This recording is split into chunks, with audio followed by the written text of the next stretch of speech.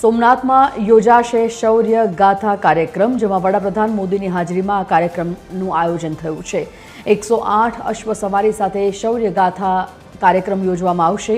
પોલીસે આજે અશ્વ સવારીનું રિહર્સલ કર્યું હતું। પીએમ મોદીના રોડ શોમાં અશ્વો આગળ પાછળ રહેશે। આગામી 11મી જાન્યુઆરીના રોજ છે આ કાર્યક્રમ।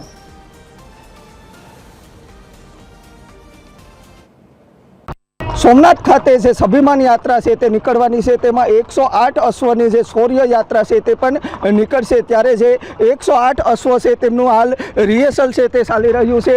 जे मोदीजी छे 2 दिवसना गुजरात प्रवासे छे त्यारे जे स्वाभिमान पर्वनी छे उजवणी थवा जई रही छे, तेमां जे आ शौर्य यात्रा निकळवानी छे तेमां 108 जेटला अश्व छे ते आकर्षणनुं केंद्र बनशे ने सोमनाथ खाते छे ते विविध छे कार्यक्रमों छे ते योजाशे।